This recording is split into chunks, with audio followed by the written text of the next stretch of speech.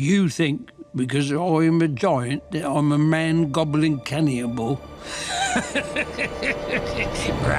Well, knock me over with a feather. It is hard for me to believe that the BFG, a new fantasy film, is actually the first time ever a collaboration between Steven Spielberg and the Walt Disney Studios. The first movie he's ever made for Disney in a career that, quite frankly, is knocking on half a century.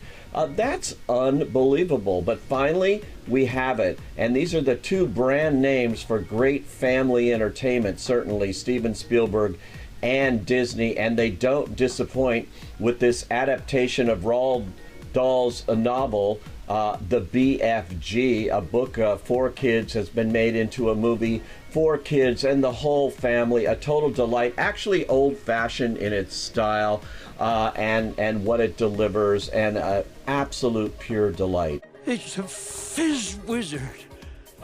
This movie premiered at the Cannes Film Festival, and that's where I first caught it. Was totally enchanted by what's on the screen. Now, hey, it may not be up to the level of E.T. the Extraterrestrial, that 1982 classic that Spielberg made, but what could be. But it'll do quite nicely, and oddly, it is actually adapted for the screen by the late, great Melissa Matheson, who sadly passed away before this hit the screen, but she wrote the screenplay and did a fine job, I think a very faithful job, of adapting Dahl's great children's book. The basic plot has the BFG, which stands for The Big Friendly Giant. Played by Mark Rylance, who won an Academy Award for Spielberg's absolutely brilliant Bridge of Spies last year.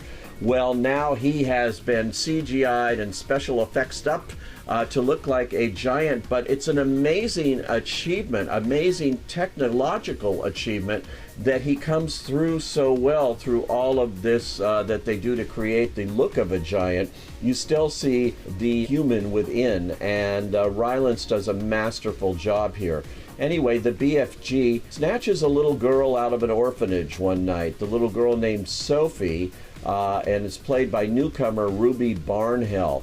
He takes her off to giant country. Now that is populated by a lot of mean giants who want to do nothing but eat children.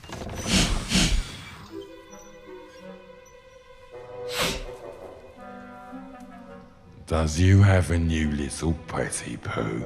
So the big plot development here is he's a friendly giant, and he tries to keep her hidden away from the bad influences of the neighborhood, as it were. That basically is what happens in the first part of the film. There's a lot of interplay, a lot of fun, a lot of humor between the two of them in this magical land. For my money, the best sequence in the film, though, takes place later on at Buckingham Palace, where the BFG and Sophie go to the Queen to try to get her to do something about these awful giants.